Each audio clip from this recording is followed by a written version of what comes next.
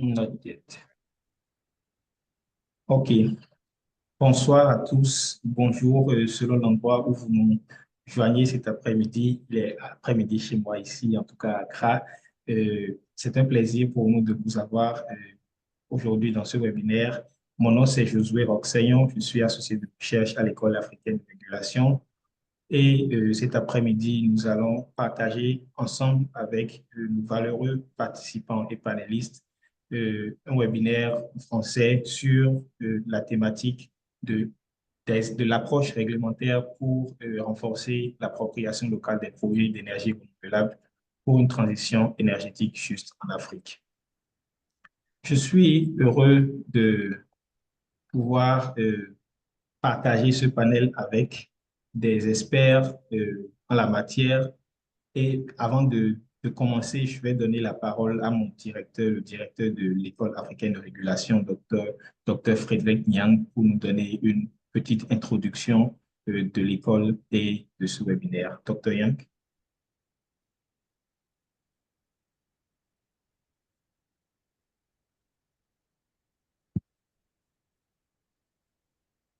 Good afternoon, ladies and gentlemen. You will excuse me, I don't speak French, but be that as it may, we are very delighted to have you today for this function. We're very happy to have you today. My name is Frederick Nyang, and I'm the director of the African School of Regulation. As you all know, the ASR is a center of excellence for learning practical skills, promoting independent discussion, and for knowledge exchange in regulation. We aim to build the regulatory capacities that are needed to build a sustainable future for the African energy sector. In the African context, these universal access and sustainability efforts must be made in line with the peculiarities and the interests of the communities that are affected by the changes.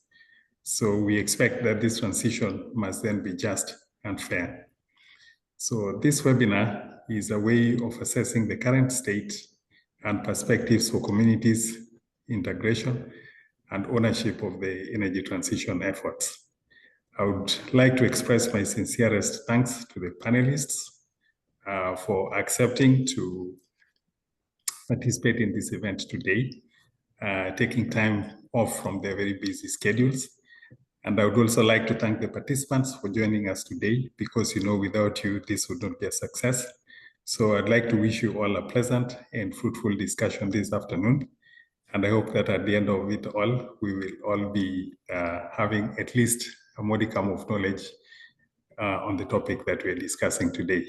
With that, I would like to thank you very much and to take it back to the moderator. Back to you, Josué. Thank you very much, Dr. Frederick, for the introductory notes. Merci, Dr. Yang, pour la note introductive. Aujourd'hui, comme je l'ai annoncé plus tôt, je suis avec des panélistes, des experts dans la matière et nous avons prévu 3 panélistes. Malheureusement, le troisième n'est pas joignable, n'est pas disponible pour nous joindre cet après-midi, mais nous avons l'honneur d'avoir M. Caliste Kambanda de la Banque africaine de développement. Il est le responsable de la division des politiques énergétiques et de la régulation et des statistiques à la Banque africaine de développement. Il dirige les initiatives visant à améliorer l'environnement d'investissement dans le secteur énergétique africain en se concentrant sur le dialogue politique et le soutien à la régulation. Monsieur Caliste, merci de nous avoir rejoints cet après-midi. Ensuite, nous avons le professeur Diouma Kobor, qui est le directeur de l'Agence nationale pour les énergies renouvelables au Sénégal, qui n'a pas pu nous rejoindre. Mais nous avons aussi M. Ahmed Yacine Ouedraogo, qui est économiste du Conseil de régulation à l'autorité de régulation du secteur de l'énergie du Burkina Faso. M. Ahmed est un économiste financier, il est le directeur des services économie et tarification au Burkina, et il a été le directeur des services et tarification au Burkina, et maintenant il est membre du conseil de régulation de l'autorité de régulation du secteur de l'électricité au Burkina Faso. Monsieur Ahmed, merci de nous avoir rejoints. Merci Roch, merci à toutes et à tous. OK. Alors, je vais peut-être laisser la parole à mes panélistes de dire une petite note introductive avant qu'on entre dans le vif du sujet. Monsieur Caliste. Oui, bonjour. Merci beaucoup, modérateur Rock. Bonjour à tout le monde. Mon nom c'est Calixte Kamanda. Je travaille à la Banque africaine de développement en charge, comme Rock l'a dit, des politiques énergétiques, la régulation et la base des données énergétiques sur tout le continent africain. Je suis très content de joindre ce webinaire pour partager avec vous ce que fait la Banque africaine de développement en se focalisant sur les aspects de régulation d'une façon générale, mais aussi avec un focus sur les énergies renouvelables et les mini-réseaux et hors réseaux. Donc, merci. Peut-être je m'arrête là. On aura d'autres détails dans la présentation. Merci beaucoup, Monsieur Caliste. Monsieur Ahmed, avez-vous un petit mot d'introduction pour nos participants? Oui, bon, juste réitérer mes salutations à toutes et à tous et merci à l'École africaine de régulation qui m'a choisi donc pour participer donc à cette expérience. Et en tout cas, je suis ravi de faire partie de l'équipe et je vais donc partager l'expérience que nous avons au niveau de Burkina en termes donc de transition énergétique et recueillir aussi, disons, les expériences des autres et voir comment on peut faire pour améliorer les choses. Voilà, merci à toutes et à tous. Merci beaucoup à vous. À présent, je vais essayer de planter le décor en présentant brièvement la situation, ce qu'on entend par transition énergétique juste en Afrique et pourquoi on parle de transition énergétique juste en Afrique. Euh, Ce sera fait avec une présentation.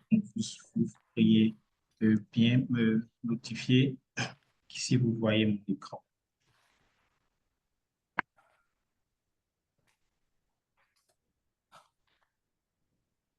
OK. Donc, le titre de ma petite présentation est pourquoi une transition énergétique juste et non juste une transition énergétique pour l'Afrique. Le monde, comme nous le savons tous, est dans une phase active de transition énergétique pour réduire ou éviter les impacts négatifs de l'utilisation des formes d'énergie dites polluantes ou fossiles ou carbonées sur l'environnement. Mais cela se fait tout en apportant des changements profonds dans la manière dont nous produisons, nous utilisons l'énergie. Et cela affecte les sources d'énergie que nous utilisons parce qu'il y a l'introduction des énergies renouvelables. Maintenant, que nous promouvons d'ailleurs, il y a sur le plan structurel, il y a la gouvernance de l'énergie, il y a la création des emplois et il y a aussi la manière dont ce changement affecte les économies des pays. Mais pourquoi est-ce que promouvoir une transition énergétique n'est-elle pas suffisante dans le contexte africain? Parce que cette transition apporte, comme je l'ai dit, des changements profonds sur l'écosystème des pays. Et dans un contexte africain, par exemple, quand nous prenons une centrale solaire qui est installée sur des terres arables dont nous avons besoin pour cultiver nos aliments et assurer l'autonomie alimentaire, il y a une question supplémentaire qui se pose. Est-ce qu'on a besoin juste de cette centrale solaire ou est-ce qu'il faut prendre d'autres aspects en considération? Aussi, nous savons que la majorité des systèmes énergétiques en Afrique sont basés sur des sources fossiles. Et il y a des emplois dans ces secteurs-là. Donc, ces secteurs seront aussi affectés, ces emplois seront aussi affectés pendant que nous faisons une transition vers des énergies renouvelables. Donc, il n'est pas vraiment question de faire juste une transition énergétique, mais de faire une transition énergétique juste où personne n'est laissé de côté et qui prend en compte les aspects de justice, d'équité et d'inclusion, mais surtout pour permettre une acceptation sociale de ces changements profonds qu'apporte la transition énergétique en Afrique. Dans le contexte africain, comme je l'ai dit, l'urbanisation rapide avec la croissance de la population fait que la demande énergétique augmente et augmentera sur les années à venir. Mais pour assurer un développement économique, socio-économique durable pour ces pays-là, nous avons aussi besoin d'énergie. Donc, la transition énergétique vers les énergies renouvelables n'est pas seulement un engagement pour s'aligner sur les objectifs de développement durable, mais aussi un défi supplémentaire que les pays africains doivent surmonter pour assurer un accès universel et aussi durable sur les années. Mais ce n'est pas que des défis à relever, c'est aussi des opportunités parce que le développement des systèmes énergétiques décentralisés, par exemple les mini-réseaux ou les systèmes hors réseau, permet aux populations rurales très éloignées du système énergétique normal, permet à ces populations-là d'exploiter leurs sources d'énergie comme le solaire, comme l'éolien, etc., pour produire leur propre énergie au niveau local sans attendre l'extension du réseau. Mais aussi, les co-bénéfices qu'apporte ce changement est la réduction de la pauvreté parce qu'il y a l'industrialisation dans les milieux ruraux, il y a la création des emplois avec ces énergies renouvelables, il y a la réduction des émissions de gaz à effet de serre, l'inclusion et la promotion du genre. Et voilà quelques exemples de co-bénéfices qu'apporte le changement, la transition énergétique en Afrique. Mais pour avoir cette transition énergétique, il y a la régulation, il y a les politiques et la régulation qui doivent jouer un rôle très important. Et au-delà de leur rôle de sécuriser les investissements, de s'assurer que toutes les parties profitent de l'accès à l'énergie. Dans le contexte africain, il faut aussi penser à l'équité, c'est-à-dire permettre à toutes les parties de tirer profit de cette transition énergétique-là, soutenir la création des emplois, mais aussi penser à la transition des emplois de ceux qui étaient prioritairement, majoritairement dans le secteur des énergies fossiles vers ce nouveau secteur des énergies renouvelables qui est en train d'être créé, mais aussi de renforcer les communautés parce qu'à la fin, ce sont elles qui bénéficient de ces efforts de transition énergétique, de développement des systèmes d'énergie renouvelable dont nous parlons. Alors, les politiques énergétiques et la régulation dans le contexte africain ont ces rôles de manière additionnelle à jouer pour permettre que la transition soit une transition énergétique juste et équitable. Mais pour faire cela, ces pays ont besoin de soutien, ont besoin de soutien technique et financier. Et depuis quelques années, nous avons commencé à entendre parler des partenariats pour une transition énergétique juste, qui sont des partenariats entre les pays développés et les pays en développement, comme la majorité en Afrique, pour leur permettre d'établir des plans à court, moyen ou long terme et d'avoir aussi l'accès au financement pour réaliser ces objectifs-là. En Afrique, à date, nous avons 2 partenariats pour une transition énergétique juste. Le Sénégal, qui a signé son partenariat juste cette année, et l'Afrique du Sud. Aujourd'hui, nous avons prévu discuter un peu plus en détail le cas du Sénégal, où on a un objectif à court terme de 2030 avec un apport de 2,5 milliards d'euros des pays comme l'Allemagne et la France pour développer les énergies renouvelables, accroître l'efficacité énergétique et aussi la transition juste. Mais quelque chose qui est aussi important à noter dans le cas du Sénégal, c'est que le gaz sénégalais qui est découvert récemment peut être inclus et utilisé dans la transition énergétique du Sénégal. C'est un cas intéressant parce que le gaz est, dans ce cas, considéré comme une source d'énergie transitoire. Quand nous regardons un peu l'évolution de la part des énergies renouvelables dans le mix énergétique du Sénégal, on voit qu'en 2023, selon cette source de l'IRENA, l'Agence internationale des énergies renouvelables, que la part des énergies renouvelables était à 29%. Mais dans le cadre de ce partenariat, l'objectif est d'atteindre 40% dans le mix énergétique au Sénégal à l'horizon 2030, avec environ une capacité totale de 1 gigawatt. Pendant que la production du gaz, la production d'électricité à partir du gaz serait de 3 gigawatts en 2030. Alors, une critique importante quand on regarde ces chiffres est que le gouvernement devrait, au-delà de ce partenariat actuel, mettre en place des plans à long terme pour augmenter la part des énergies renouvelables au risque de laisser le gaz dominer dans le mix énergétique pendant longtemps et de manquer l'objectif de la transition énergétique qui est justement de transiter vers des sources d'énergie renouvelables. Alors voilà un cas typique du Sénégal qui a un tel partenariat et nous allons ensemble avec les panélistes que j'ai ici aujourd'hui regarder quelques questions telles que quelle est la place des communautés locales dans ces transitions, dans ces partenariats de transition énergétique juste en Afrique et quelles sont les expériences dans les partenariats actuels. Malheureusement, le professeur du Sénégal n'est pas avec nous.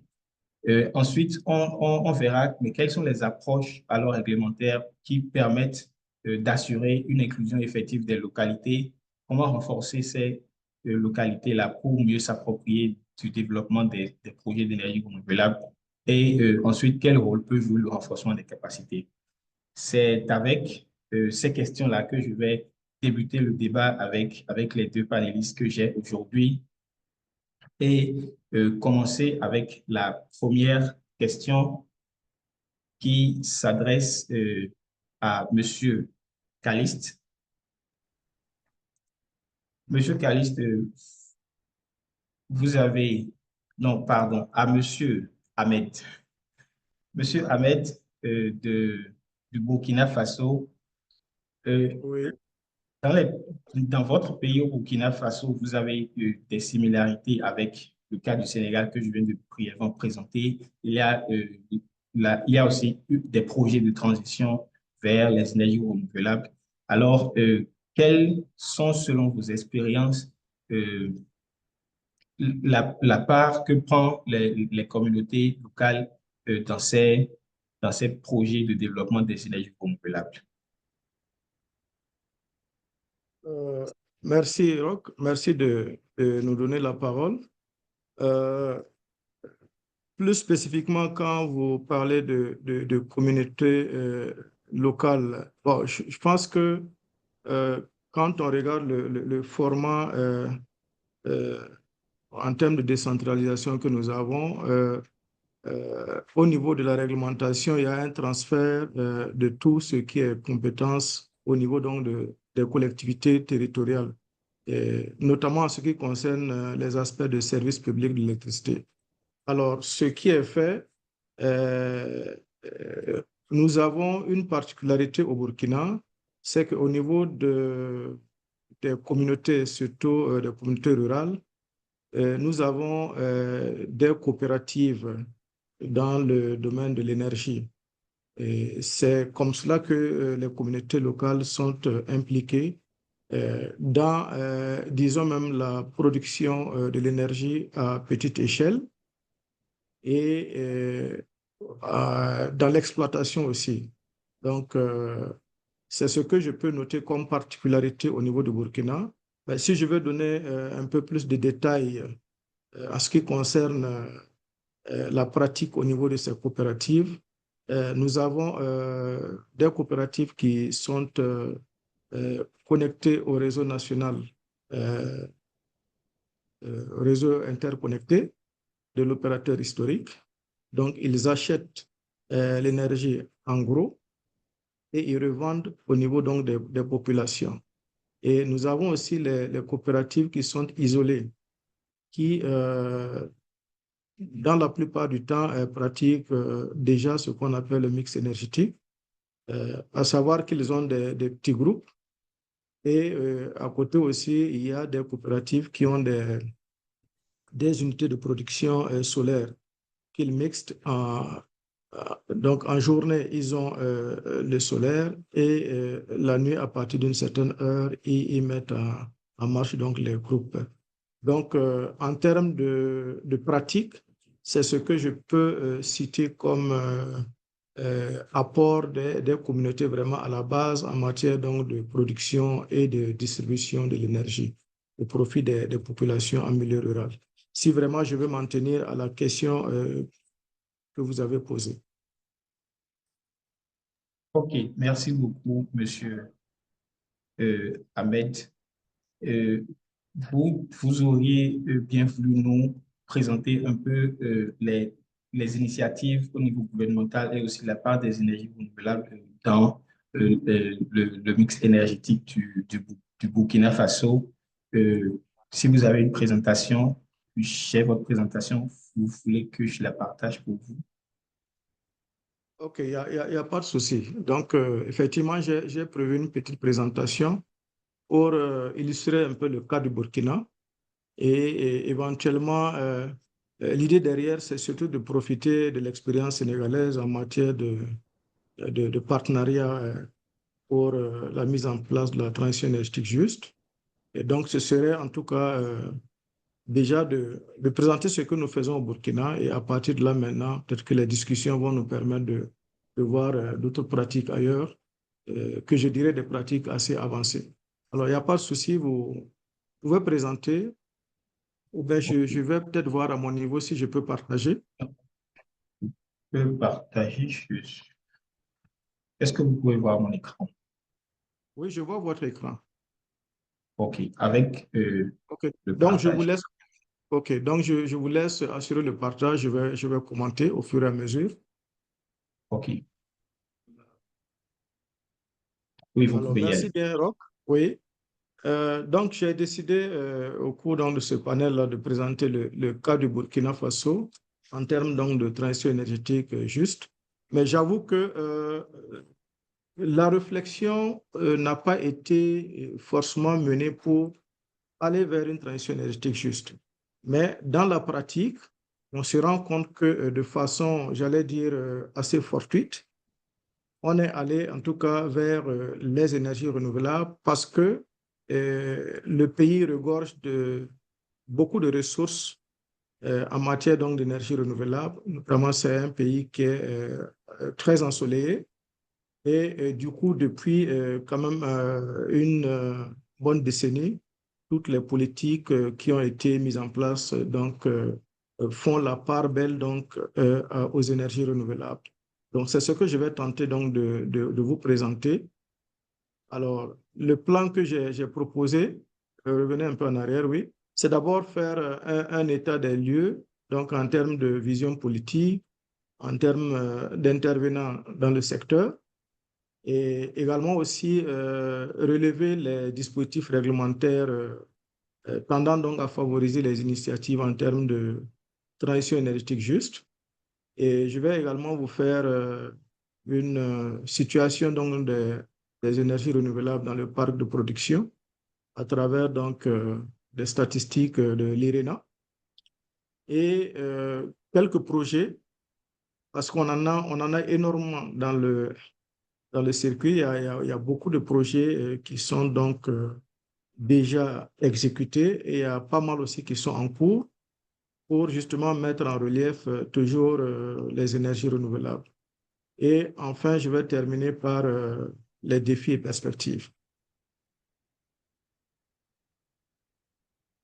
Alors, en termes d'état des lieux, donc c'est ce que je disais, la plupart des politiques qui ont été, disons, adoptées depuis 2000, j'allais dire même 2010 jusqu'à maintenant, font donc la part belle aux énergies renouvelables.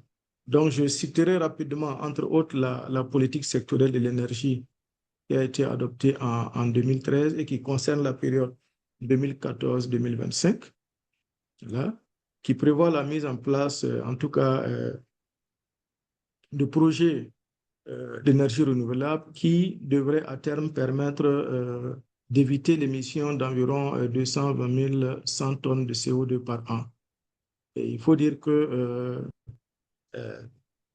disons, cette politique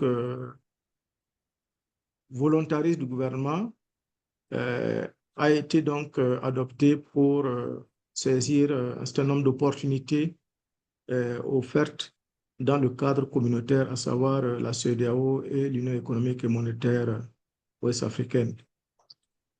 Il y a également aussi la politique, la lettre de politique sectorielle de l'énergie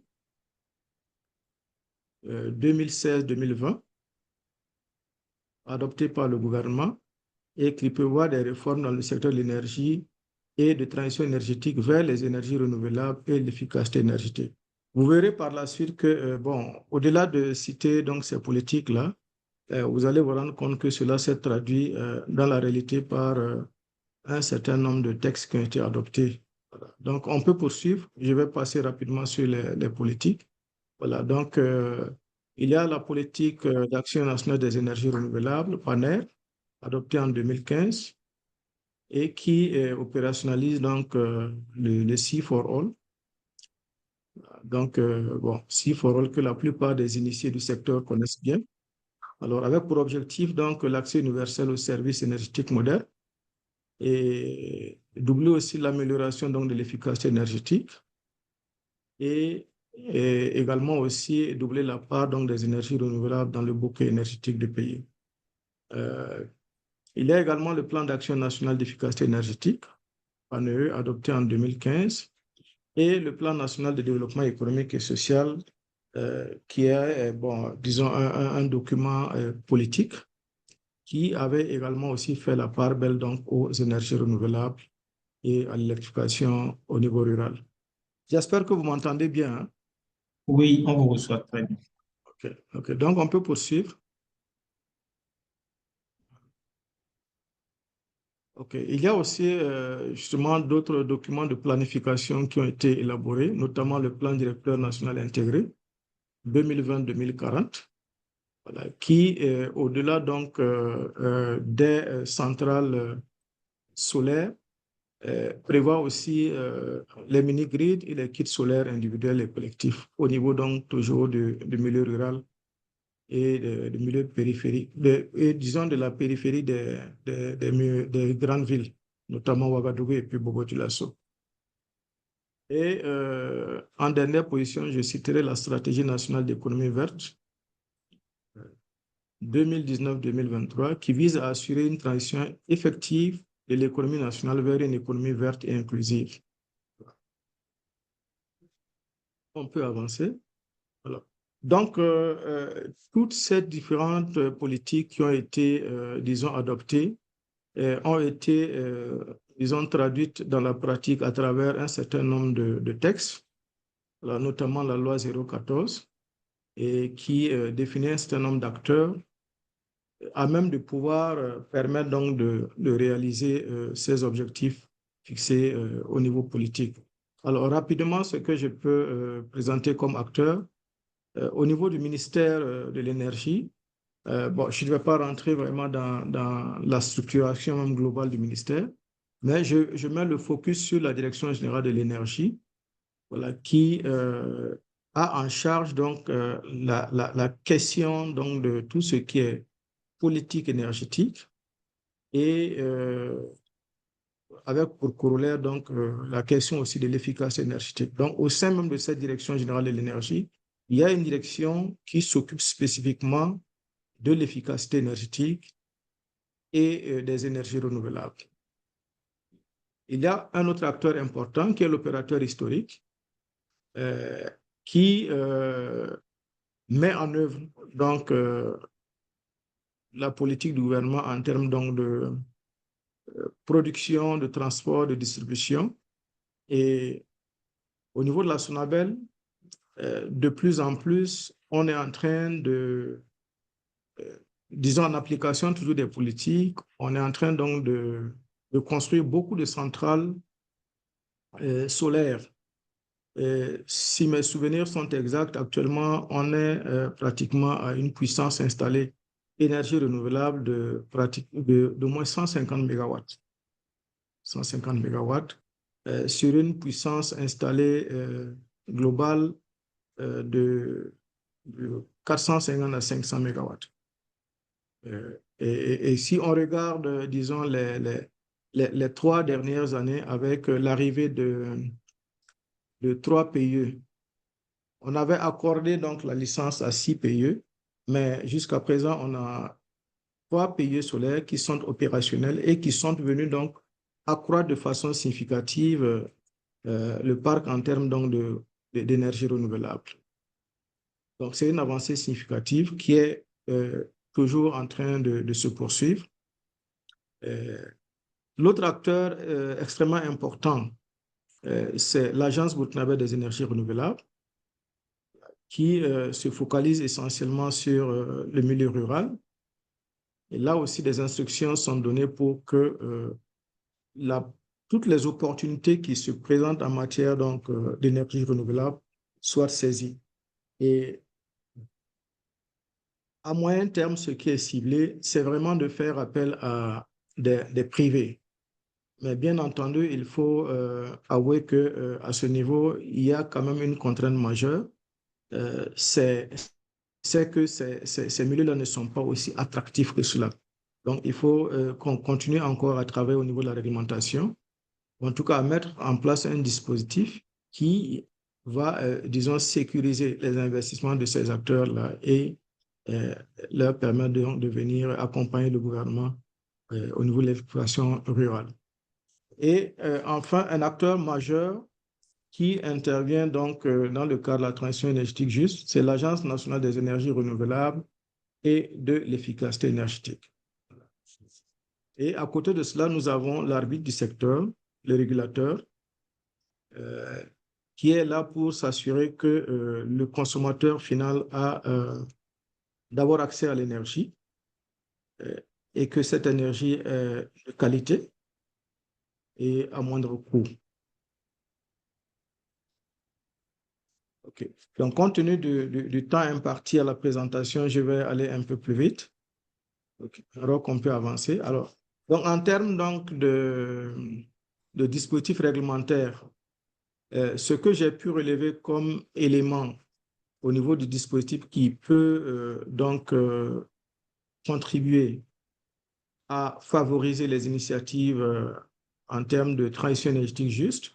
D'abord, au niveau de la loi 014 qui a été adoptée en 2017, il est clairement, il y a des dispositions qui ont été carrément prises au niveau de la loi pour promouvoir les énergies renouvelables et l'efficacité énergétique, alors que cela n'était pas fait avant. Dans les lois antérieures, notamment la loi 053, il n'y avait pas de disposition spécifique dédiée aux énergies renouvelables et à l'efficacité énergétique.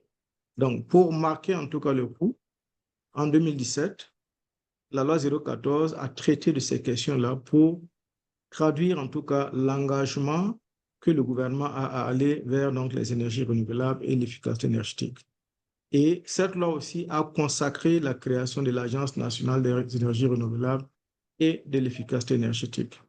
À côté de cela, il y a des décrets évidemment qui ont été pris par la suite en lien avec la loi citée précédemment.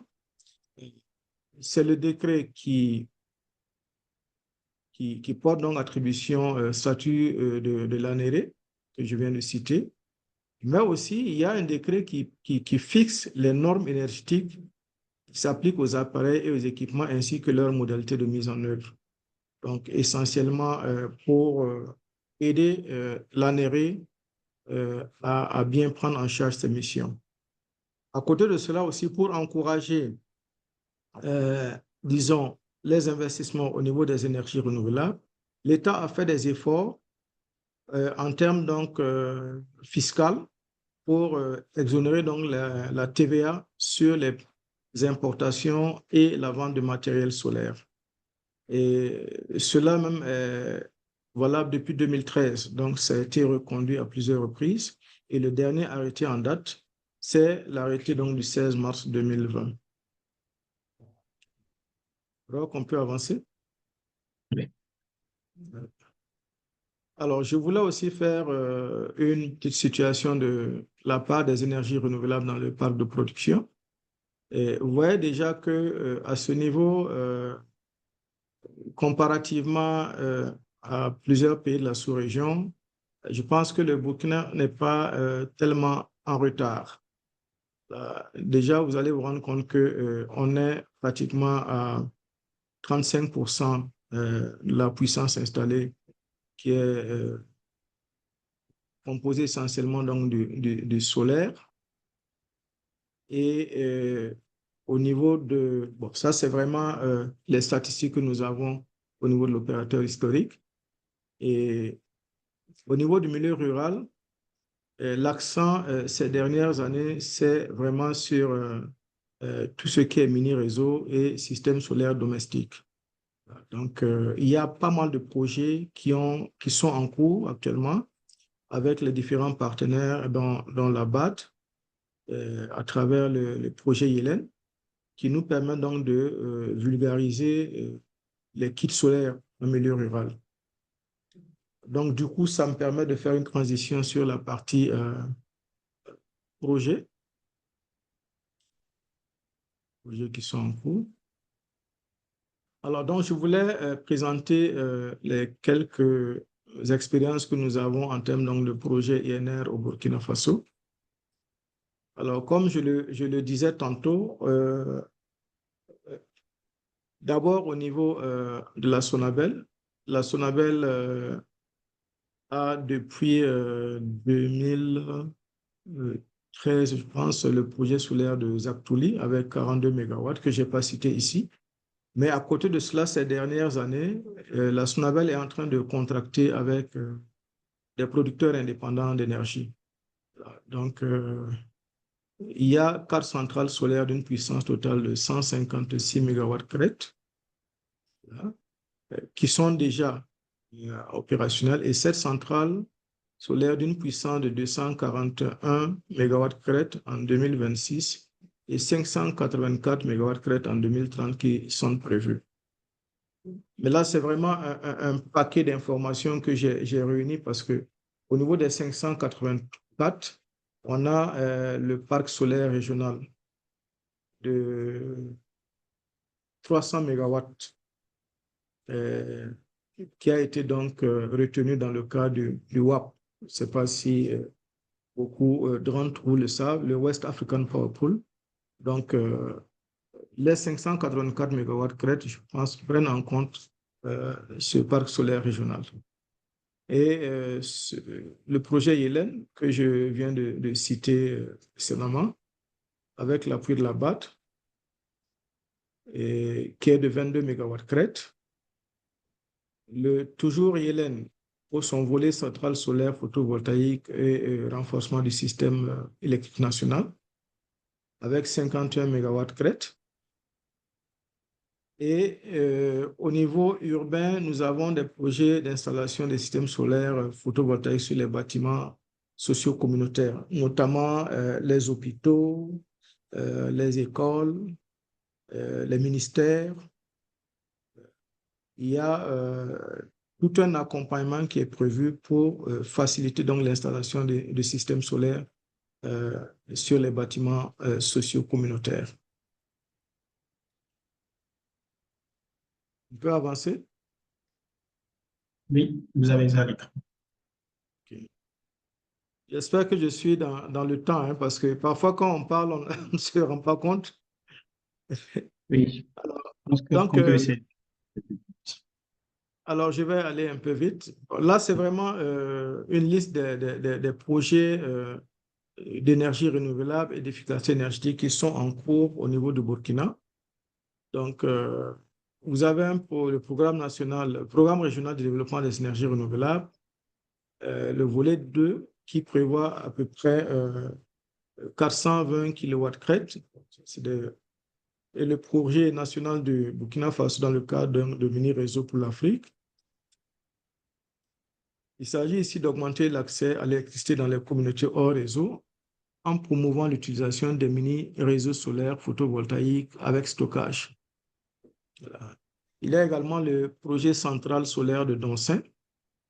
Donsin, c'est là où on construit le nouvel aéroport. Donc, il est prévu une centrale solaire de 25 MW crête et un système de stockage de 5 MW crête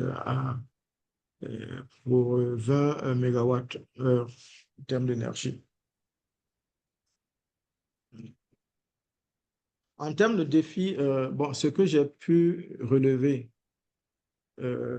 et je parlerai même de défis assez urgents, de perspective, c'est toujours de poursuivre les réformes en adoptant des textes incitatifs à une transition énergétique et de renforcer les capacités institutionnelles, surtout au niveau donc, réglementaire. Il y a beaucoup de choses encore à réaliser. Il y a la question épineuse de financement qui se pose tout le temps. Donc, il faut des financements innovants, tels que le partenariat public-privé et les plateformes de crowdfunding pour soutenir les projets locaux. Donc, on a encore du chemin à faire à ce niveau. Et éventuellement aussi travailler à autonomiser les communautés locales pour qu'elles jouent un rôle actif dans la gestion des projets d'énergie renouvelable en promouvant des modèles de propriété collective. Bon. À ce niveau, on a déjà commencé quelque chose, mais il y a pas mal de limites qui ont été relevées et qu'il faut corriger pour améliorer toujours le dispositif.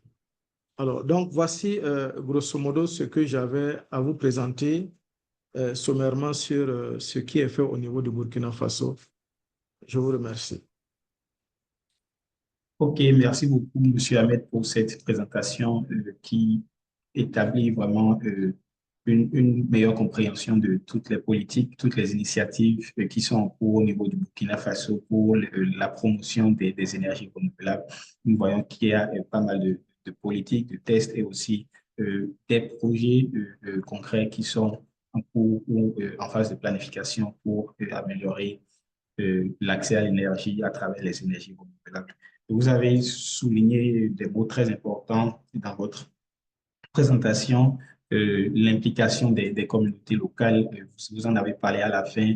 Il faut autonomiser ces communautés-là pour s'assurer qu'elles ont une bonne compréhension, qu'elles ont d'abord accepté une bonne compréhension de ces projets-là pour pouvoir mieux les gérer.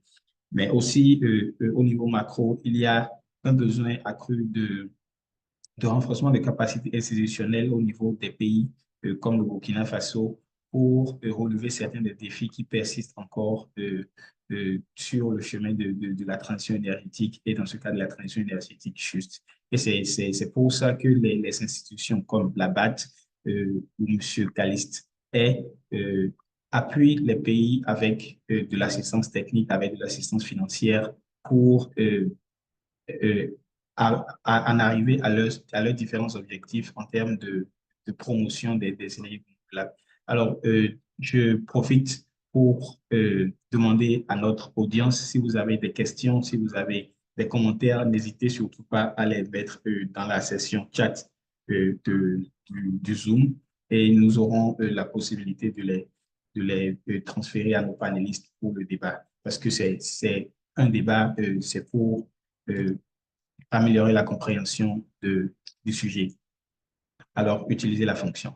Monsieur Caliste, je disais tantôt que les institutions comme la vôtre appuient les pays à travers différentes assistances techniques, assistances financières pour l'amélioration du secteur des énergies renouvelables. Et par exemple, les fonds CEFA sont des fonds Sustainable Energy Funds for Africa, des fonds que vous avez déployés dans plusieurs pays pour appuyer les gouvernements dans leurs efforts pour une transition énergétique en Afrique. Alors, est-ce que vous voudriez partager un peu avec nous, c'est quoi les fonds CFA, quelles sont les avancées que vous avez eues, quels sont les apports que vous apportez au pays pour les appuyer dans leurs efforts de transition énergétique? Vous avez votre micro fermé, Monsieur Caliste. Oui, bonjour, merci. J'espère que vous m'entendez. Oui, Juste pour maintenant on vous vérifier. entend. Très bien. Et vous voyez mon écran aussi? Oui, on a votre écran aussi. OK, très bien. J'espère que donc l'écran ne cache pas donc le texte. OK, donc je vais, à l'aide de quelques slides, je vais essayer de vous présenter, de vous faire une présentation sur le fonds spécial CFA, donc Sustainable Energy Fund for Africa, donc le fonds pour l'énergie durable en Afrique, et qui est un fonds, attends, suivant, non, c'est pas ça. Votre écran ne Ah, bouge ok, c'est pas. bon, ça marche maintenant. Maintenant, oui. Oui, donc qui est un fonds spécial multidonnaire donc il y a plusieurs bailleurs de fonds qui fournissent le financement. OK, très bien. Le financement au gouvernement et aux entreprises du secteur privé pour des projets énergétiques, en se focalisant sur les énergies renouvelables et l'efficacité énergétique. Donc, ces financements ont différentes formes. Ils peuvent être sous forme de fonds non remboursables ou des dons, de prêts, des fonds propres, donc surtout concernant le secteur privé, et aussi des garanties. Mais le fonds CFA propose aussi une assistance technique et différents instruments de financement concessionnaire afin donc d'adresser les obstacles aux investissements. Il y a quelques exemples donc du fonds CFA dont je vais m'étaler un peu sur quelques minutes qui suivent. Il y a l'exemple, par exemple, de African Energy Sector Technical Assistance Program, qui est un programme d'assistance technique qui participe aux appuis techniques aux différents gouvernements, surtout en se focalisant sur l'aspect réglementaire et puis dans certaines mesures aussi sur les politiques énergétiques. Il y a aussi un programme de transition énergétique pour accélérer la transition énergétique, Africa Energy Transition Catalyst Program, qui se focalise surtout sur la transition énergétique juste. Pour le moment, il y a des composantes, bon, que je vais y aller dans les slides suivants. Et puis le troisième programme que je vais je vais en parler, c'est le programme AMAP, qui est un programme d'accélération des mini-réseaux en Afrique. Donc, comme je le disais, il y a d'abord le programme IESTAP, qui est un programme donc d'accélération, donc d'assistance technique dans différents domaines de l'électricité, et il se repose sur 4 piliers afin d'arriver à un accès à une électricité moderne, fiable et abordable. Donc, le premier pilier concerne les connaissances, les données énergétiques et le dialogue politique dans le secteur de l'énergie. Et pour le moment, sur ce pilier, on se concentre sur le rapport qui est bien connu, le rapport de l'indice de réglementation de l'électricité en Afrique, RERI. Donc, il y a quelques composantes dans ce pilier concernant le développement de RERI et l'enrichissement du rapport actuel. Le deuxième pilier concerne le soutien aux politiques du secteur de l'électricité, la réglementation et la planification du secteur. Ici, on a quelques composantes comme l'appui technique à l'association des sociétés d'électricité ASEA, à point en anglais. Donc, on va ensemble renforcer la base de données qui existe actuellement au sein de la ASEA, qui a été développée par la Banque mondiale et l'ASEA, donc AppBit. Probablement, il y a des participants qui connaissent ce programme. Et puis, il y a une autre composante pour le renforcement de la gestion des données sur notre site à nous, Africa Energy Portal. Donc, c'est un portail des données énergétiques que la BAD abrite. Et puis, il y aura la promotion de la mise en œuvre des réformes qui ont été proposées par le rapport de RERI. Le troisième pilier consiste au soutien au cadre réglementaire, donc proprement dit, surtout à l'appui à l'opérationnalisation des autorités de régulation naissantes, et puis le renforcement des capacités sur la régulation économique et technique, l'appui institutionnel pour améliorer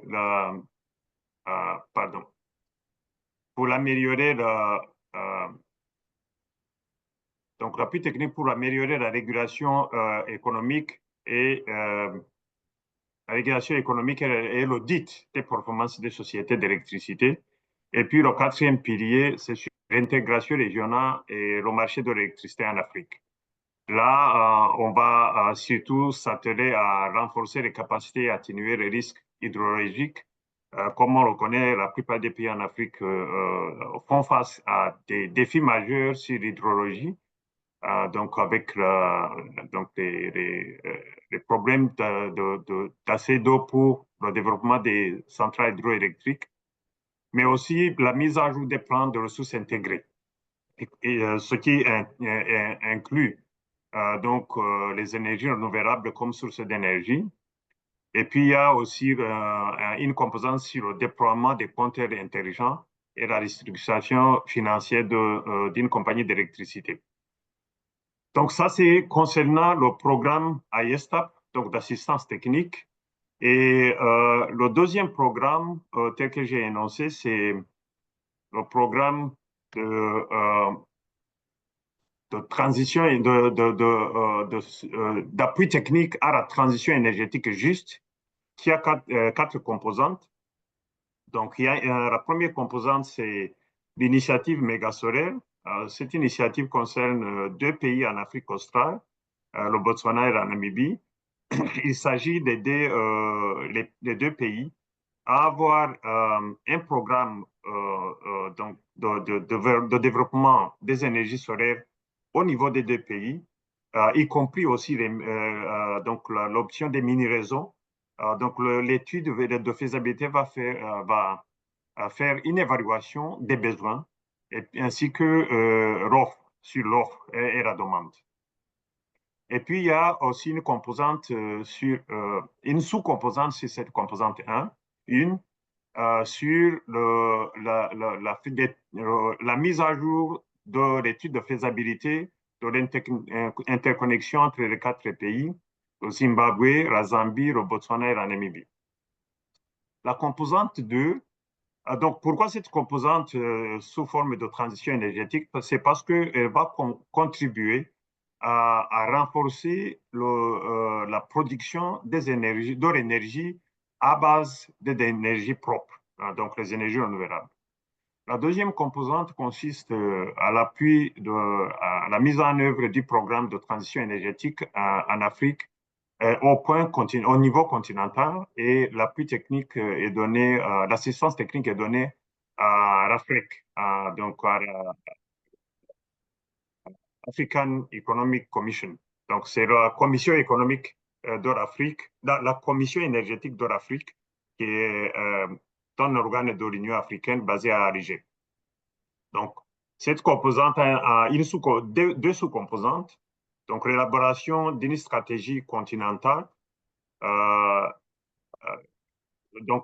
sur la transition énergétique, et puis l'élaboration des lignes directrices détaillées pour la décarbonisation donc du continent. Et puis, ce sera basé sur les 5 pays pilotes afin de développer les lignes directrices générales sur tout le continent. La troisième composante consiste à l'appui technique, donc assistance technique à la Tunisie pour la mise en œuvre de la stratégie nationale de transition énergétique. C'est surtout une assistance technique pour développer les études de faisabilité technique et économique ainsi que financière, surtout concernant la offshore wind, donc le développement des énergies éoliennes donc sur le littoral de la mer Méditerranée. La dernière composante sur ce programme consiste sur une assistance technique au Sénégal. Je pense que le précédent présentateur a parlé beaucoup du Sénégal sur la transition énergétique juste. Et là, il s'agit d'aider le pays à développer des études préparatoires pour le plan national de transition énergétique juste et l'élaboration d'investissements sur ce plan.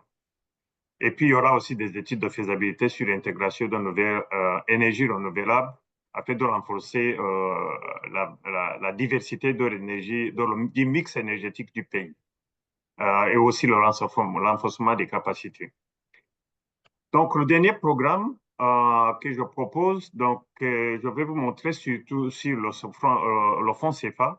Le fonds CFA a plusieurs programmes et initiatives, mais je n'ai pris que les 3 qui sont vraiment les principaux et qui concernent aussi le sujet de ce jour.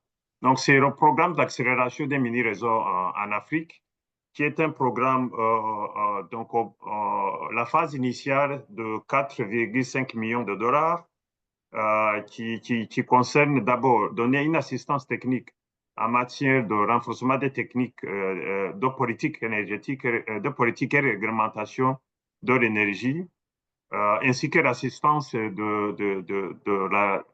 à renforcer la qualité à l'entrée des programmes de mini-réseaux, des programmes et projets de mini-réseaux. Mais le programme va aussi donner une assistance au soutien direct à travers un soutien direct aux opérateurs dans 110 pays. Pour 110 opérateurs dans 36 pays en Afrique, y compris 8 pays où il y aura un développement des cadres stratégiques. Donc, les piliers de ce programme, c'est l'ouverture de nouveaux marchés, donc j'en ai parlé, le soutien catalytique, donc le développement de nouveaux instruments financiers de réduction des risques pour permettre au secteur privé d'investir dans les mini-réseaux, le renforcement de l'écosystème, surtout à travers le partage des connaissances, l'innovation et les compétences techniques. Et puis aussi, donc, un dernier pilier sur la gestion du programme lui-même. Voilà, donc, en résumé, donc, le fonds CFA, c'est un fonds qui donne une assistance technique, mais aussi qui donne donc une assistance technique, qui intervient dans le financement du secteur privé. Donc, on a eu qu'il y a, donc, le fonds intervient au niveau politique et réglementation du secteur de l'électricité. Donc, une assistance technique et appui technique sur l'analyse et la planification, y compris la planification géospatiale, le développement des études de faisabilité, donc la création donc l'assistance au groupe des parties prenantes, surtout pour le développement des mini-réseaux verts, avec un focus sur le soutien du secteur privé, mais aussi donc surtout sur le partage des connaissances. Mais aussi, il y a un dernier volet, comme on l'a vu, sur l'assistance technique aux autorités de régulation pour améliorer le cadre régulatoire sur les énergies renouvelables, les hauts réseaux et les mini-réseaux. Je tiens à signaler que le rapport d'Oreri, donc l'indice de réglementation du secteur de l'électricité en Afrique, fait des recommandations dans différents pays, donc les 43 pays que nous avons couverts avec le rapport de 2022. Donc, il y a chaque fois un volet sur les recommandations, comment améliorer le cadre réglementaire sur les mini-réseaux et les hauts réseaux. Et ça, on donne donc à moyen terme, donc le programme si géré à moyen terme et le programme si géré à court terme pour les pays concernés. Voilà, donc je m'arrêterai là et s'il y a des questions, je serai donc volontiers à répondre. Merci pour votre attention. Merci beaucoup, M. Calixte, pour cette présentation du fonds CFA qui vise à appuyer les gouvernements dans leurs différents efforts pour la promotion des énergies renouvelables. J'ai noté quelques mots importants dans votre présentation, ça du financement par le secteur privé, aussi à l'assistance dans la planification et aussi la régulation dans les différents pays. Alors, il est important comme vous l'avez souligné, que les différents pays aient les capacités qu'il faut pour pouvoir développer ces projets, mais aussi prendre en compte les particularités des différentes communautés qu'elles couvrent. Alors, ma question pour le suivi, c'est comment est-ce que, à partir de ces pays pilotes-là que vous avez couverts à travers votre fonds CFA jusqu'actuellement, comment est-ce que vous pensez que ces différents modèles, cette assistance technique que vous avez apportée peut être étendue à d'autres pays sur le continent, tout en tenant en compte la particularité des besoins des communautés locales et des différents pays. Quelles sont les perspectives aussi au niveau de la BAD pour pour continuer à apporter cet appui à plus de pays sur le continent? Oui, merci Roch pour la question de suivi sur la présentation. Oui, en effet, comme je l'ai dit, donc les deux programmes que j'ai mentionnés, donc les trois programmes que j'ai mentionnés du fonds CEPA, consistent pour donc le premier programme ISTAP, il y a la phase 1, donc avec un certain nombre de pays où on donne l'assistance technique, et on est en train d'élaborer la phase 2 du programme pour couvrir donc de pays additionnels. C'est la même chose pour le programme ATC, donc de transition énergétique.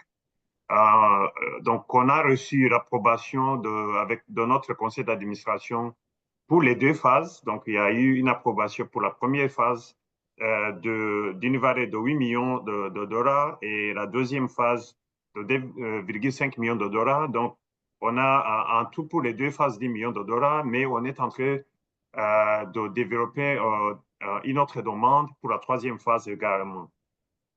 Et pour la MAP, ça vient juste d'être approuvé. Donc, le programme vient juste d'être approuvé pour 4,5 millions de dollars. Et comme je l'ai dit, le programme entend couvrir 36 pays, donc en Afrique, mais avec possibilité aussi donc d'avoir d'autres phases du programme.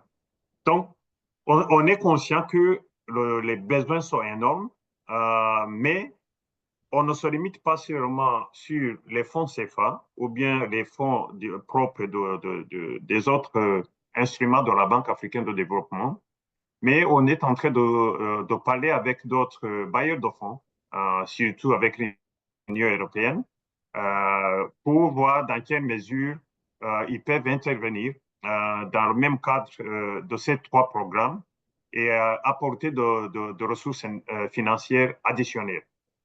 Donc, c'est ça que je pourrais dire en termes de mobilisation des ressources. Merci. Et merci beaucoup, M. Calliste. Il est vraiment très important de pouvoir accroître le financement qui est dédié à ces assistances techniques et financières pour les différents pays. Avant de continuer, il y a une question dans le chat pour M. Ouedraogo de la part de Hervé Sanon, ingénieur à Sonabel. La question est de savoir les initiatives de promotion des énergies renouvelables au Burkina semblent se concentrer uniquement sur le solaire photovoltaïque. Est-ce qu'il y a à ce jour, M. Ahmed, d'autres sources d'énergie qui peuvent être envisagées dans les efforts du pays du Burkina pour la transition énergétique? M. Ahmed, cette question est pour vous. Oui, merci Roch. Oui, j'ai vu la question effectivement de M. Hervé. Bon, effectivement, j'ai mis l'accent au niveau de la communication sur le solaire parce que quand on regarde les projets en cours et les projets à venir, le solaire représente au moins 80%. Sinon, à côté du solaire, il y a effectivement des initiatives qui existent dans l'hydroélectricité, par exemple. Mais vous n'ignorez pas qu'au niveau du Burkina, nous n'avons pas un potentiel énorme en termes d'hydroélectricité. Toutefois, les quelques barrages qui sont construits dans le cadre de ce qu'on appelle les pôles de croissance, à chaque fois, il y a des projets d'hydroélectricité qui sont connectés à ce paquet de pôles de croissance. Donc, l'accent a été mis sur le solaire parce que le solaire représente au moins 80% de tout ce qui est initiative en matière d'énergie renouvelable au niveau du Burkina parce que c'est la ressource la plus abondante que nous avons. Mais il faut dire qu'à côté, effectivement, il y a des opportunités. Même la biomasse, par exemple, ça existe. Ça existe déjà avec Faso Biogaz, mais ça reste vraiment marginal. C'est pourquoi je n'ai pas trop mis l'accent sur les autres sources. Sinon, ça existe aussi. Donc, c'est le complément que je peux apporter. OK, merci beaucoup. J'espère que cette question est satisfaisante pour Monsieur Sanon. Sinon, vous pouvez mettre une question de suivi dans le chat. Et pour en gérer, je dirais que oui, les pays, dans leurs efforts de transition énergétique, doivent aussi regarder l'abondance des diverses sources d'énergie renouvelable.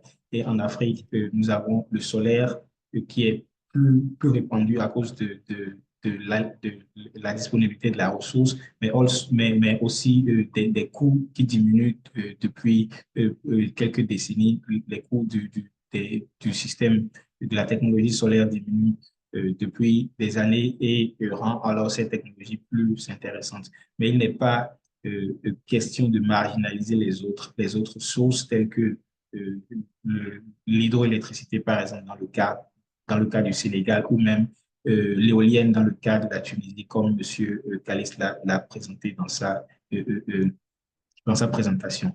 Alors, pour revenir à la question du financement, de la gestion des projets des énergies renouvelables, M. Kalis, vous avez bien mentionné à la fin de votre présentation qu'il y a le besoin accru de financement, le besoin accru de plus de fonds pour aider les pays à atteindre leurs objectifs en termes de transition énergétique. Mais dans le même temps, il faut pouvoir donc trouver des formes de financement, des mécanismes de financement plus innovants, intégrant aussi bien le secteur privé qui a la capacité donc d'aller chercher plus de fonds pour réaliser ces projets-là, mais aussi répondre aux besoins spécifiques des communautés. Alors, comment est-ce que ces communautés-là arrivent à collaborer avec les acteurs actuels, le gouvernement, les régulateurs, le secteur privé, pour avoir une bonne gestion des projets? Et quand nous parlons de bonne gestion de projet, nous parlons d'abord de l'acceptation de ces projets-là par les communautés, mais aussi une capacité pour ces communautés-là d'aller chercher le financement, ce qui n'est pas très, ce qui n'est pas très répandu en Afrique actuellement parce que nous appuyons plus sur le gouvernement, plus sur le secteur privé pour chercher le financement. Alors, quels sont quelques modes de financement que vous connaissez qui pourraient être intégrés dans les politiques et dans les régulations actuelles pour permettre aux populations, aux communautés locales d'être d'être mieux intégrées, d'avoir une appropriation plus accrue de ces projets d'énergie renouvelable qui sont développés dans les différents pays. C'est une question ouverte aussi bien pour la BAD que pour le régulateur au Burkina Faso et bien sûr pour nos participants. Je vois qu'il y a quelques régulateurs aussi dans la liste des participants et des gens qui ont l'expérience comme M. Gildas Bankole de la GIZ. Vous pouvez aussi écrire dans le chat, donner vos avis. Alors, j'aimerais commencer par M. Kalist.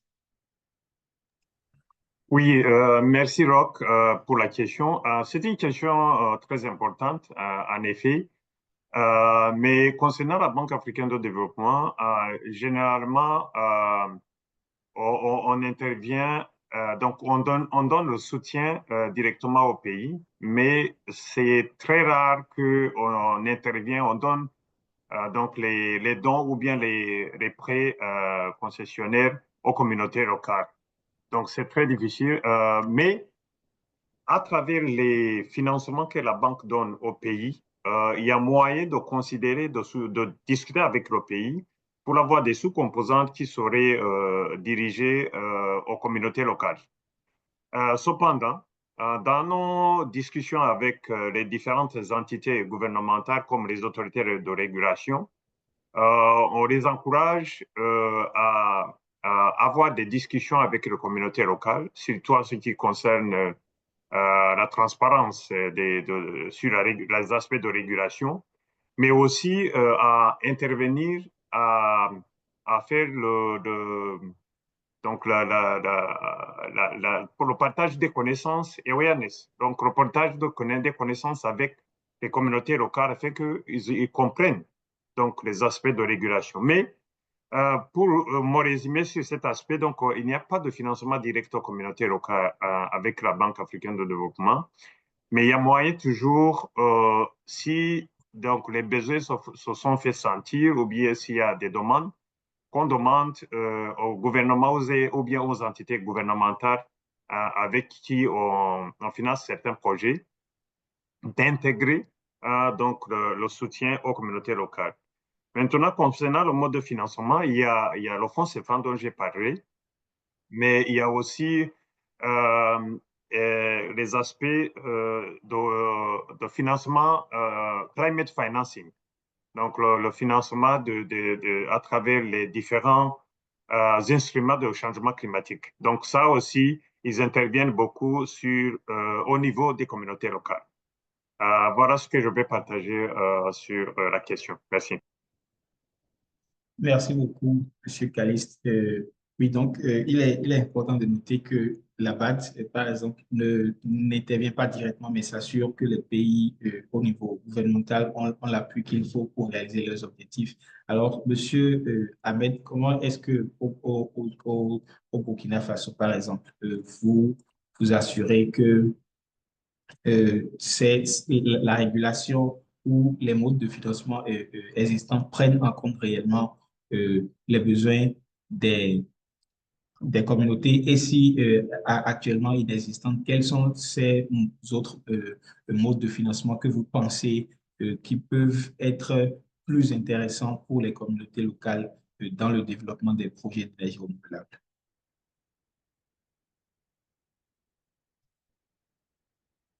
Monsieur Ahmed. Oui, merci Roch. Oui, je viens de... Oui, j'ai compris la question.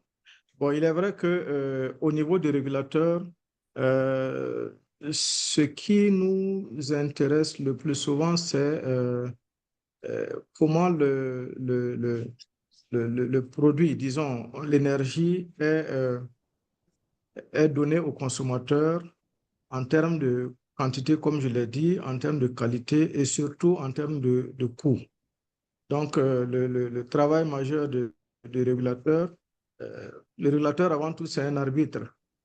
Donc, généralement, les questions de financement, nous les prenons comme des inputs, disons, dans notre processus d'analyse pour voir si, disons, les communautés locales ne sont pas lésées dans les tarifs qui seront fixés, ou alors si effectivement en termes de politique tarifaire, l'État décide de subventionner fortement euh, les communautés au niveau local parce que peut-être que la capacité à pouvoir payer l'énergie est relativement faible par rapport au milieu urbain.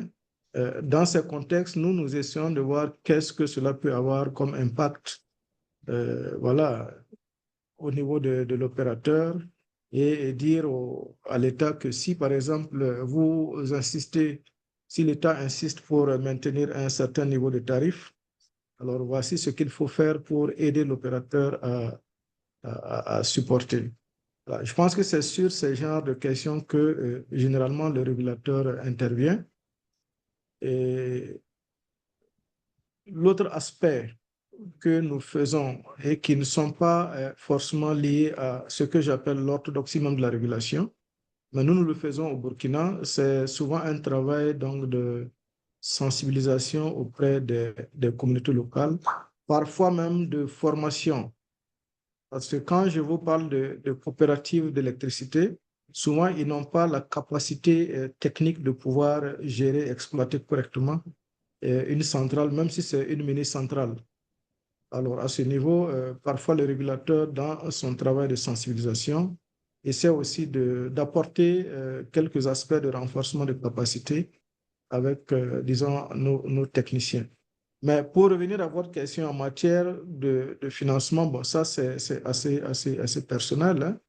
Dit que si c'est vraiment orienté communauté locale et quand on regarde le profil des acteurs que nous avons au niveau local, il faut forcément que l'État apporte un accompagnement pour permettre d'accroître d'abord l'accès à l'énergie et de maintenir les tarifs à un niveau acceptable pour permettre le développement économique et social de ces localités-là. Donc, c'est ce que je peux dire. Mais en termes de financement innovant, bon, je pense que peut-être que la Banque africaine est beaucoup plus outillée pour réagir par rapport à cette question. Ok, merci beaucoup, Monsieur Ahmed. Oui, il est très important de pouvoir former ces localités, ces communautés locales à être plus en mesure de comprendre et de gérer ces projets d'énergie renouvelable. Alors, nous avons encore 13 minutes. Il y a quelques questions dans le chat de Monsieur Gildas Pankole qui demande quels sont les leviers en matière régulatoire qu'il faut actionner pour inciter davantage un déploiement important des énergies renouvelables au sein du marché de l'électricité. Monsieur Ahmed, est-ce que vous voulez prendre cette question? Est-ce que vous pouvez reprendre la question, là, s'il vous plaît? Et la question de Monsieur Gildas, c'est de savoir quels sont les leviers en matière régulatoire qu'il faut actionner pour inciter davantage un déploiement important des énergies renouvelables au sein des marchés de l'électricité en Afrique. Bon, c'est ce que je viens de dire tout à l'heure. Je pense que la question est beaucoup plus relative à des questions de politique tarifaire. Vous savez que le régulateur, l'une des premières missions du régulateur, c'est veiller à l'application des textes législatifs et réglementaires. Et donc, en général, les textes sont élaborés et le régulateur, par derrière, maintenant, met le focus sur la mise en œuvre. Alors, mais maintenant, pour être un peu plus peut-être pointu, je pense que c'est surtout, comme je l'ai annoncé tantôt, il faut peut-être que au niveau du dispositif réglementaire, on puisse trouver peut-être des scénarios pour assouplir, disons, l'arrivée du secteur privé au niveau donc de milieu rural, parce que tout simplement, l'expérience a montré que ce sont des environnements où généralement l'activité n'est pas rentable. L'activité n'est pas rentable parce que déjà le potentiel client qui existe souvent dans ces milieux-là, ce n'est pas très énorme, et leur capacité aussi à pouvoir payer l'énergie au coût réel est parfois vraiment mise en cause. Donc, peut-être au niveau réforme, peut-être c'est de voir quelles sont les mesures qui peuvent vraiment faciliter, donc, ou disons accompagner tout le système. Mais là, c'est vraiment l'État, peut-être en termes donc d'exonération fiscale pour réduire les coûts de revient, peut-être d'autres formes aussi de facilité donc juridique pour accéder peut-être au foncier, à la terre. Je pense à quelques éléments comme cela que l'État peut voir pour justement accompagner tous les dispositifs. Donc, ce sont des idées comme cela que j'ai d'emblée et que je partage avec vous, mais je n'ai pas peut-être une formule magique pour dire, bon, voici exactement, c'est ça la solution, mais c'est un ensemble d'éléments qu'il faut réunir pour améliorer le système dans son ensemble. C'est ce que je peux dire. Absolument. La formule magique n'existe pas et il faut, dans chaque pays, dans chaque localité, trouver la formule qui marche, intégrer les populations, intégrer le secteur privé pour voir quel mode de financement, quel mode de gestion, quelle source d'énergie serait la plus intéressante pour les populations, etc. Alors, nous restons toujours avec vous, Monsieur Ahmed, pour la question de M. Ouemenou qui demande à savoir si vous sentez déjà un impact de la transition énergétique sur l'emploi, sur les emplois dans le secteur des énergies fossiles. Est-ce qu'avec les projets d'énergie renouvelable qui sont en cours et aussi le fait que le pays veut s'éloigner des sources fossiles? Est-ce que vous sentez qu'il y a déjà des pertes d'emplois? Quel est l'impact que vous sentez actuellement au Burkina Faso? Il faut d'abord, disons, tenir compte du contexte parce que nous sommes dans des pays où l'accès à l'énergie n'est pas encore totalement assuré. Donc, du coup, même si nous sommes en train de nous orienter vers une transition énergétique, il faut dire qu'on n'a pas encore laissé tomber les énergies fossiles. Alors, c'est peut-être la proportion, la part des énergies renouvelables qui est en train de s'accroître dans le parc global. Et quand vous regardez aussi au niveau du fossile, ça continue aussi à progresser en valeur nominale. Donc, si je m'en tiens donc à ces hypothèses, je peux affirmer sans vraiment me tromper qu'en termes d'emploi, pour le moment, ça n'a pas eu un impact négatif au niveau de l'emploi en termes donc, de centrales thermiques et autres. Parce qu'on n'a pas encore atteint un niveau de saturation pour pouvoir inverser les choses au point qu'on soit dans une situation où on est en train de laisser carrément les énergies fossiles. Je ne sais pas si je me suis bien expliqué. Oui, je pense que C'est assez la clair. réponse est assez claire. J'espère qu'elle est satisfaisante pour M. Wemenu. Effectivement, les pays africains, d'ailleurs, comme on l'a vu dans le cas du Sénégal, euh, devraient pouvoir réfléchir aux différentes sources d'énergie qu'il serait plus juste d'utiliser. Et c'est d'ailleurs pour ça qu'on voit, par exemple, dans le cas du Sénégal, que d'ici 2030, le gaz serait encore 3 fois plus grand dans le mix énergétique que les énergies renouvelables. C'est aussi un moyen de s'assurer que les ressources les plus abondantes dans les pays africains sont utilisées pour atteindre d'abord un accès à l'énergie et ensuite progressivement passer à la transition. Et dans ce cas, il faut dès maintenant commencer par former les gens les personnes qui vont transiter d'un secteur d'emploi à un autre. Et c'est là que la formation technique pour le secteur des énergies renouvelables devient très importante. Alors, une dernière question pour Monsieur Kambanda, toujours de Kambadan, non, c'est Kambanda, le nom c'est Kambanda, pas Kambanda, pas Kambadan. La question est de savoir, est-ce que vous ne pensez pas que le développement des mini-réseaux pourrait freiner l'intégration énergétique de l'Afrique en ralentissant la création de marchés sous-régionaux de l'électricité? Parce que le marché sous-régional, à travers les réseaux d'interconnexion, les ressources, euh, permet de mutualiser les ressources disponibles dans chaque région, comme l'hydroélectricité dans certains pays et le soleil dans d'autres, pour ainsi réduire le coût de production.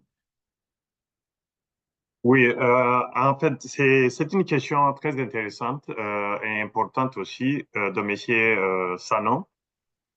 Mais la réponse est non. Donc, je ne pense pas que donc le développement des mini-réseaux soit un handicap pour donc le développement intégré des ressources énergétiques.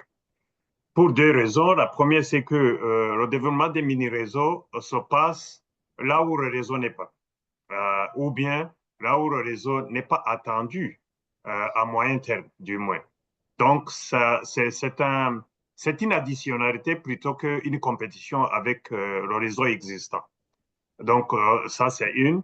Deux, nous recommandons et nous encourageons les pays et surtout les régulateurs, mais aussi d'autres entités gouvernementales qui sont en charge de la planification du système énergétique, que dans le planning, dans la planification du déploiement des mini-réseaux, ils tiennent en compte quand est-ce que, si le réseau arrive là où il y a les mini-réseaux, qu'est-ce qui va se passer en termes de régulation, qu'est-ce qui va se passer sur la connexion de ces mini-réseaux, etc., afin que lorsque le réseau va arriver là où il y a les mini-réseaux, donc il n'y ait pas de conflit ou bien de difficulté à éventuellement connecter le mini-réseau au réseau global. Donc, sur ces deux points, donc, je peux répondre que non. Donc, le développement des mini-réseaux n'est pas en compétition avec la planification intégrée de ressources énergétiques d'une façon globale et aussi sur le marché intégré, le marché régional intégré des ressources énergétiques. Merci. Merci beaucoup, Monsieur Kalis, pour cette question. J'espère qu'elle est satisfaisante pour Monsieur Sanon. Donc, il est important de faire la part des choses entre le développement des mini-réseaux et aussi l'interconnexion régionale.